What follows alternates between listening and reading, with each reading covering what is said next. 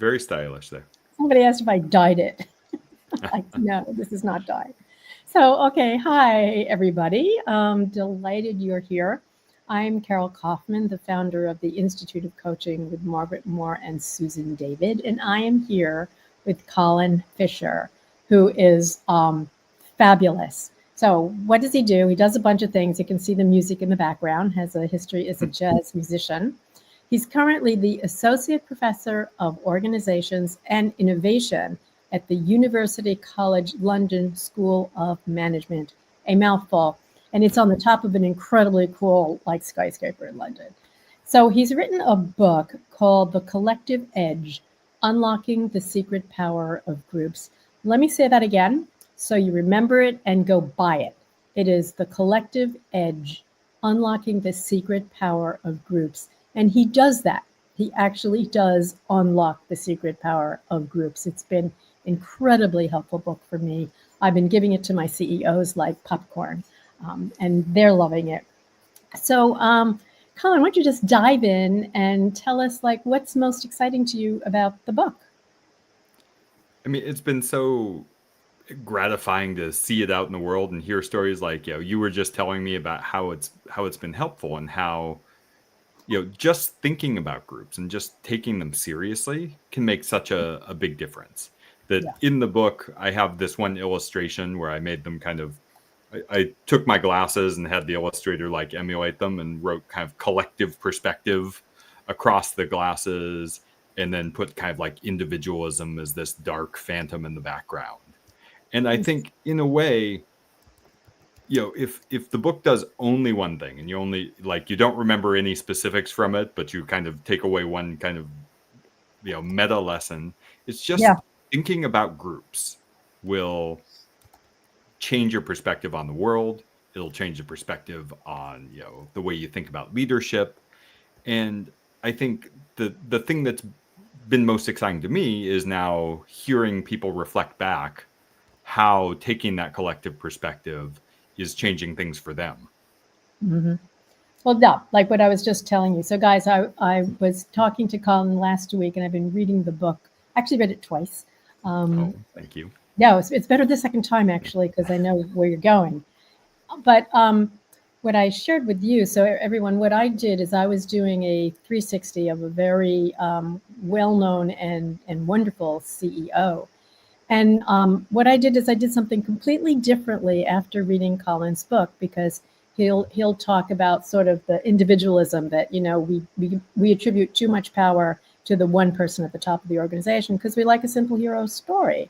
So in my 360, I asked about the guy and his secret sauce. And then I asked what was the secret sauce of the team, and what was the legacy of the team if they thought of themselves 5 to 10 years from now. What was their legacy?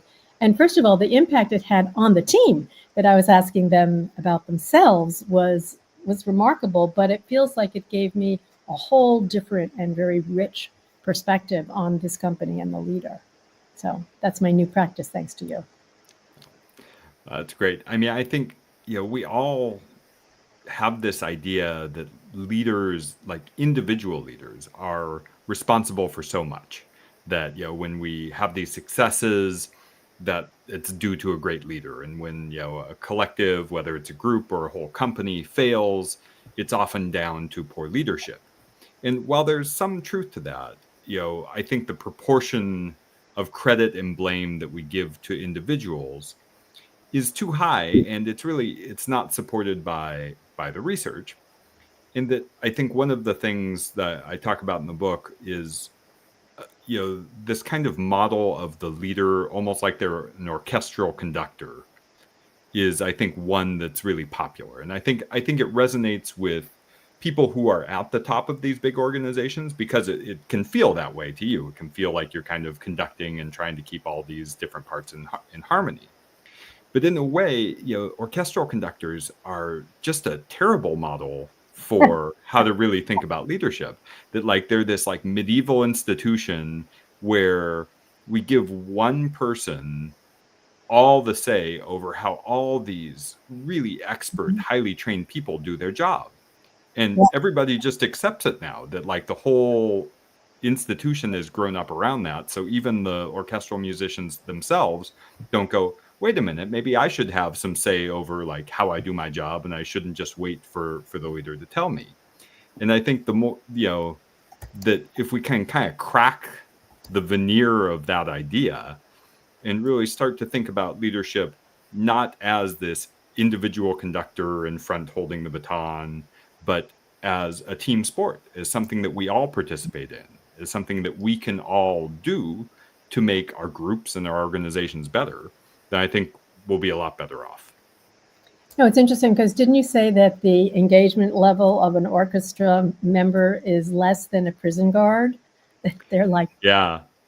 Yeah, it was fascinating research. So my mentor, Richard Hackman, and his colleagues did this study where they looked at the satisfaction of 13 different professions. And orchestral musicians were one of them. And as you say, they finished, I think it was like 7th or 8th, just behind prison guards and above clerical workers. And you might think, well, maybe classical musicians are just kind of inherently surly and aren't very satisfied with life. But actually, the top ranked profession were chamber musicians who were in these small groups mm, who had a lot of say over how they did their job. So it wasn't the kind of music they were doing, or it wasn't even the fact that they were musicians. It mm, really was something about being in these orchestras, and that orchestras are notoriously challenging places to work where there's not a lot of opportunity for advancement. You do a lot of the same work over and over and over, and it really is in these like most orchestral musicians. So I went to a music conservatory, and a lot of my friends from college are classical musicians, and that even when you have one of these coveted orchestral jobs, the fun stuff for most people is still going out and doing chamber music in these smaller groups of 4, 5, 6, 7 musicians. And that's really where, almost everyone finds most fulfilling. So I think this usually resonates across different kinds of professions, that we don't want to be in a big mass of 60 people. We'd much rather be in these smaller groups. well, it is interesting because I was watching a documentary by the Beatles when they were doing Sergeant Pepper or something, and they brought in this orchestra, and then they wanted the orchestra to improvise, and they couldn't. And so, really, the being in an orchestra is the ultimate like power over you, and no room for individuality whatsoever. And like big surprise when the Beatles then were trying to eventually they made everybody get drunk or something. But then flip that back, you're really talking about lack of autonomy. Mm-hmm. And you talk about that in the context of what is a real team. So why don't you tell people a bit about what's a real team, what's sort of an ideal team, and then we can think about how that could fit into our coaching. Yeah, real teams are these small interdependent groups who are working towards a common purpose. And so by small, the best real teams are somewhere between 3 and 7 members. And that, again, research can put a fairly precise number on where we think that groups are not too big and not too small. And that number is right about 4.5. So we feel like that's like the right size for a conversation, for real teamwork where we can hear from everyone, where we can really understand everybody's perspectives. And honestly, especially, I'll answer the rest of the question in a sec, but to go back to like senior leadership teams, when I share this with leaders, that fact is one of the most disturbing to a lot of senior leaders, because it's pretty hard to find senior leadership teams that are 4.5 members big or have between 3 and 7 members. They tend to be much bigger than that. Yeah. And, this alone can be a really big challenge in an organization. And that, when I'm trying to work with leaders to improve their group process, the biggest thing is saying, well, how can we break this up so we can have meaningful meetings where meaningful conversations can happen? Because you can't have that when you have 20, 25 people. There's just no way unless, that's, we're going to look like, the Congress or the House of Parliament or something if we have these giant conversations all the time, and that we need this kind of intimacy that we get with smaller groups. Oh, so it's interesting. I literally just got off an hour and a half call with a company that I'm working with. And what they've done actually is they had a larger team. And so they decided that they were going to break up and have a group of 5, and then the group of 10, and then the group of 50. And they are all loving it. And I mean, they had to figure out what to call themselves so people weren't upset. But they really have found that 5 was a magic number for them as opposed to 12. Yeah. And you can see it in So terms good. of if what you want to do is strategy and innovation. But there's a big fiction that we all have about teams, the Tuckman fiction, which is let me see if I can get all of them, that teams grow by, drumroll, forming, storming, norming, performing, adjourning. And you're saying, well, that's kind of true only a little bit of the time. You want to talk about what research has sort of blown Tuckman out of the water? Yeah, I mean, Tuckman from the beginning, like it was great. It was great research that Bruce Tuckman was doing, trying to figure out, are there consistent patterns in group development, that how a group kind of evolves over time.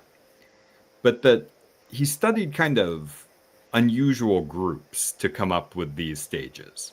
And so I'm sure a lot of coaches have heard of T groups, which were these post-World War II training groups where soldiers who were returning from the war would kind of get retrained for different, integration into new jobs.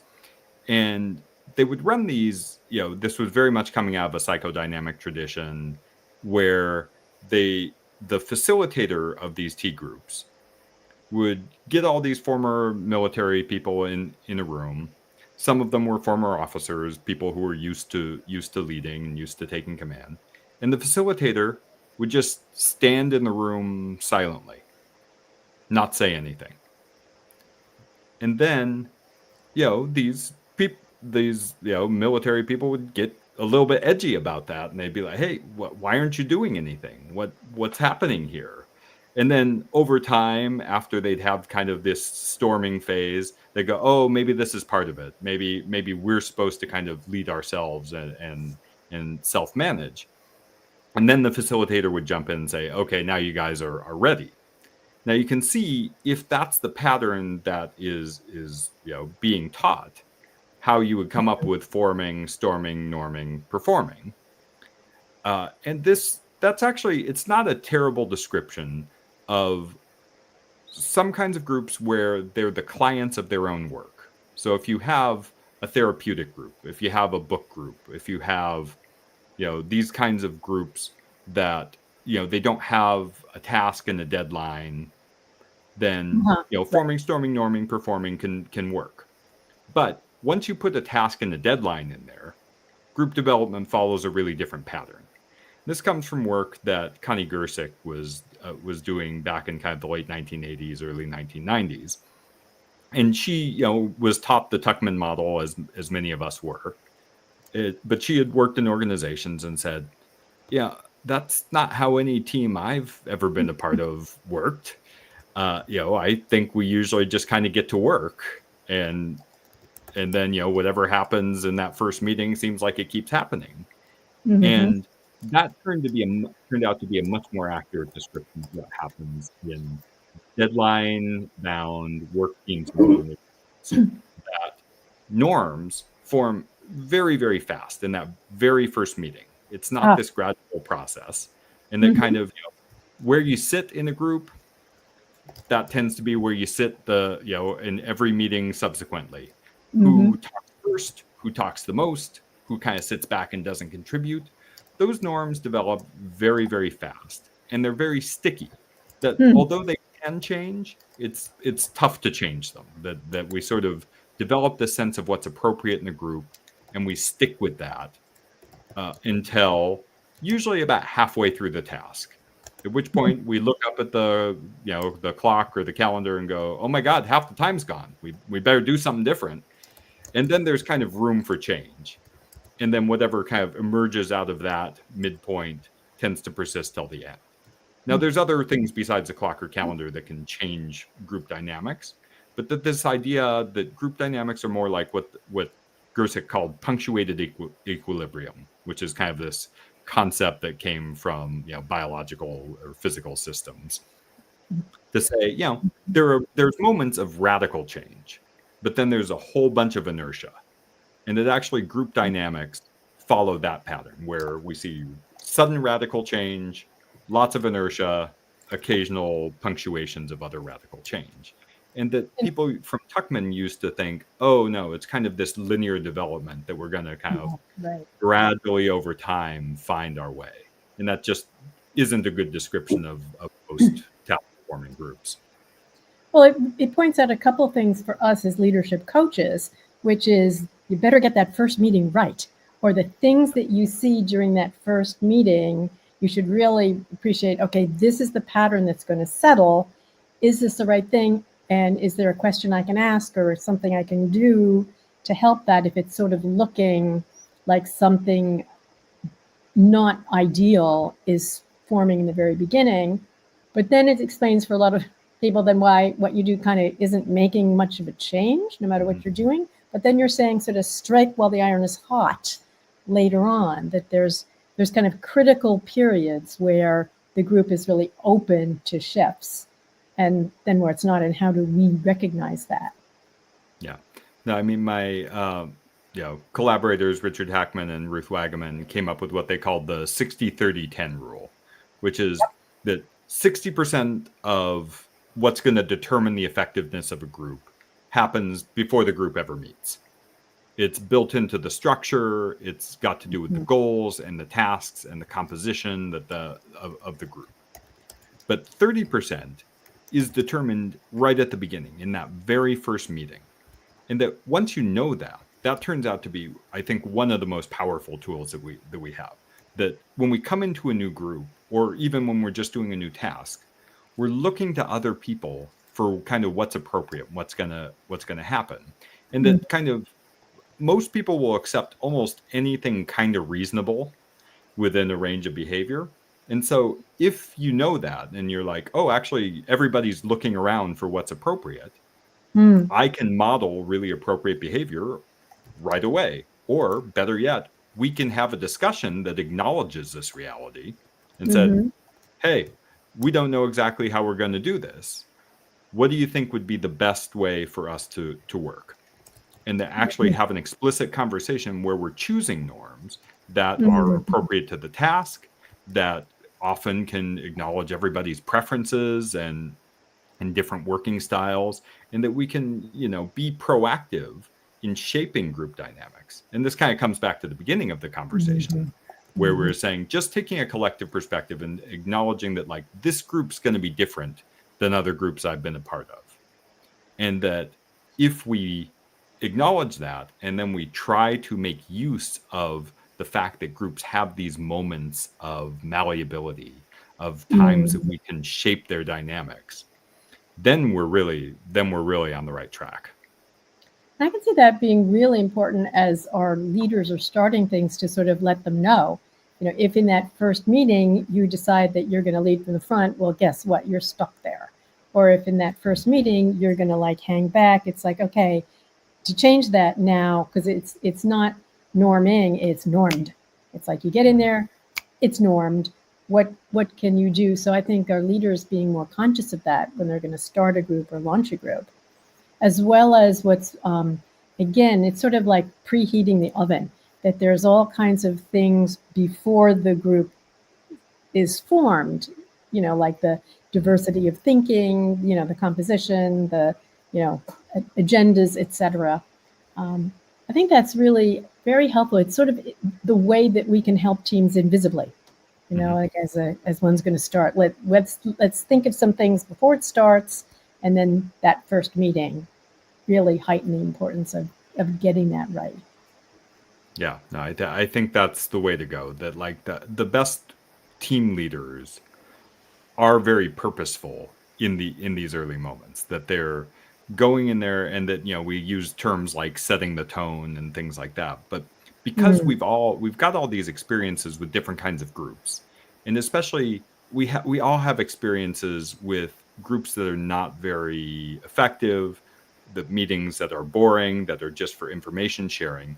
We're kind of constantly like on alert. Is this going to be one of those groups? And if Mm. you come in, and Oh, even yeah. if you think, oh, I'm just gonna, I've got to like, talk at everyone for this first meeting, but then it's gonna be okay after that.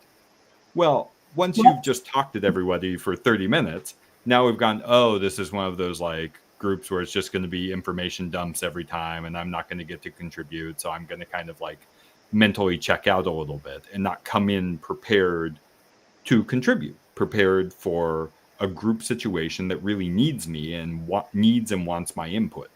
And so doing Mhm. that right from the start, getting people acting, working, interacting as quickly as you can in the meeting and just saying like, here's what I think we're here to do. How's that sound to you guys? Does that, Yeah. does that make sense? Do you have any questions? And then you're getting Mhm. kind of breaking that, what can be almost like a fourth wall when you're leading or facilitating a group, and getting that broken really early is Mhm. really important. Well, it seems so incredibly relevant for like onboarding. Yeah. It's working because you're coming in now as a new leader, and you probably have bunches and bunches of teams that you have to start working with right away.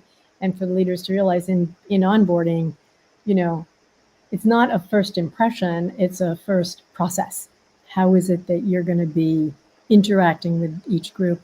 Now, one of the things you do at the end, I like this, at the end of all your chapters, you have sort of a series of like thoughts. So you have one series of thoughts about leading teams. Do you want to share what some of those are? I Sorry. mean, do you mean the ones kind of at the beginning there? Yeah, I guess you have to. Yes. Yeah. Yeah.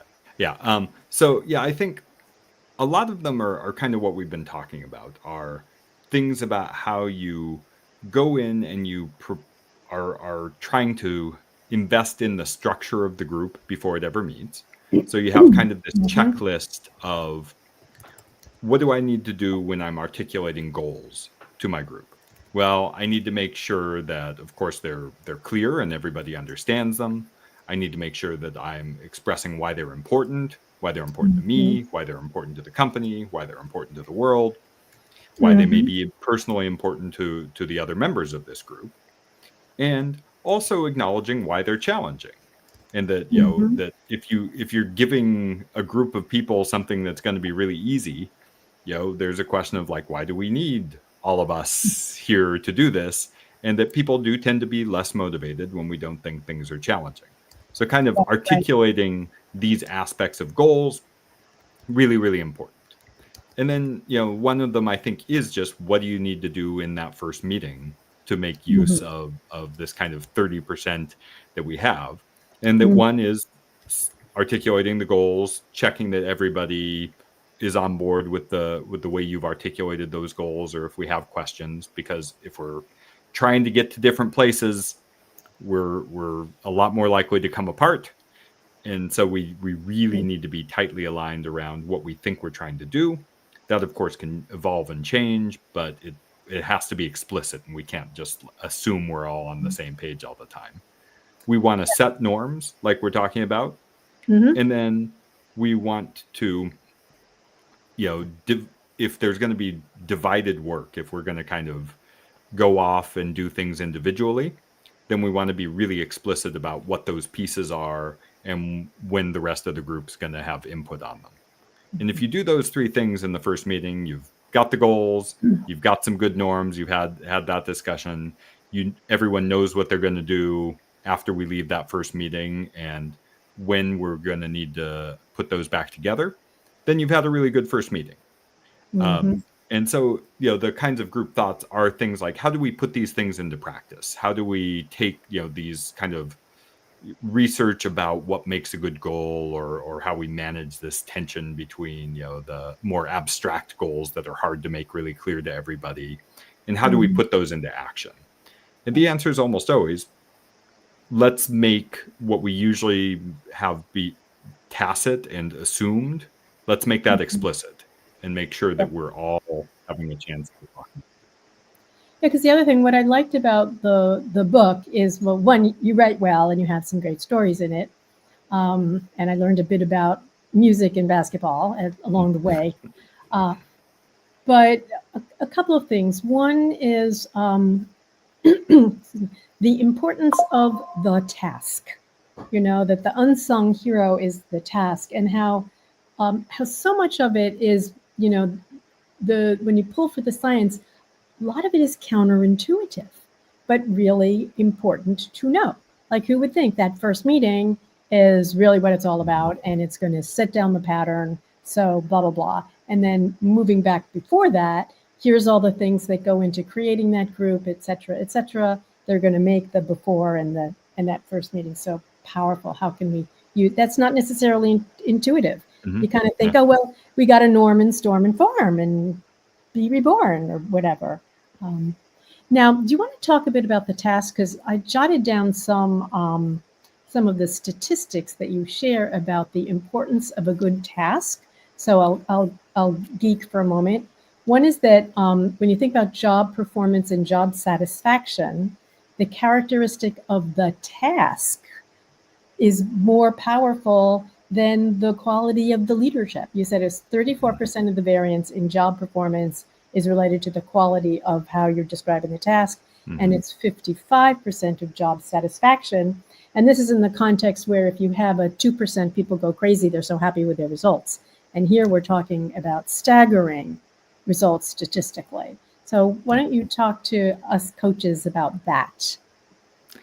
Yeah, I mean, I think the mistake a lot of people make when they're trying to, look at a workforce that's maybe not as engaged or as motivated as they can, is it can be, is you try to, cajole people or convince them that they should be more motivated in some way. But that Yeah. if you're doing boring work, people can see through that.